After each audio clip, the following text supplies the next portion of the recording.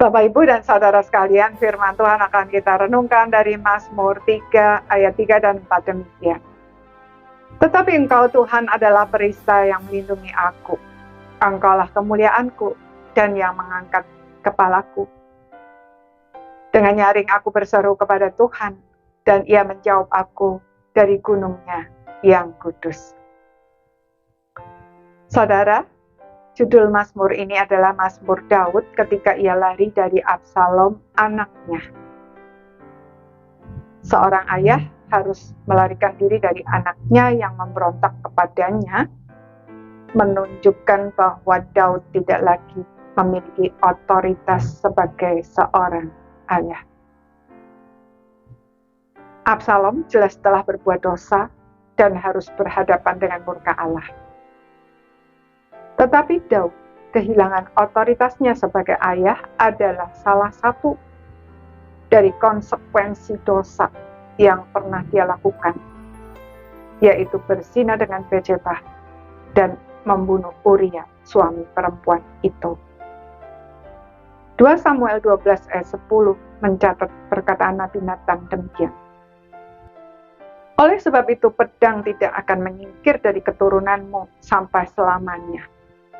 Karena engkau telah menghina aku dan mengambil istri Uria orang Het itu untuk menjadi istrimu. Saudara, karena Daud pernah berzina, maka ketika Amnon anaknya memperkosa Tamar adik Absalom, Daud tidak memiliki wibawa untuk menegur dan bersikap tegas terhadap Amnon. Akibatnya Absalom marah lalu membunuh Amnon dan melarikan diri meminta perlindungan kepada raja negeri Gesur. Terhadap Absalom pun Daud tidak mampu berbuat apa-apa. 3 tahun kemudian, atas usaha Yoab, barulah Absalom diizinkan pulang ke Yerusalem, tetapi Daud tidak mengizinkan dia datang ke istana untuk menemuinya. 2 tahun kemudian barulah Daud mengizinkan Absalom menemuinya, dan itu pun atas usaha Absalom sendiri. Saudara, konsekuensi logis dari dosa sangat mengerikan, bukan? Meskipun demikian, Tuhan tidak membiarkan anak-anaknya yang sudah bertobat menanggung semua itu sendirian. Tidak. Daud berkata, tetapi Engkau Tuhan adalah perisai yang melindungi aku. Engkaulah kemuliaanku yang mengangkat kepalaku.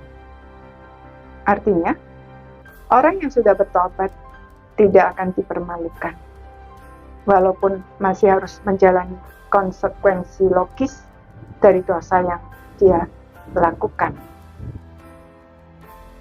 Tuhan bahkan bisa membuatnya menjadi alat untuk membentuk kita dan menjadikan hidup kita lebih berkualitas daripada sebelumnya. Berbuat dosa dan harus menanggung konsekuensinya adalah pelajaran yang teramat mahal, tetapi tidak perlu membuat kita putus asa.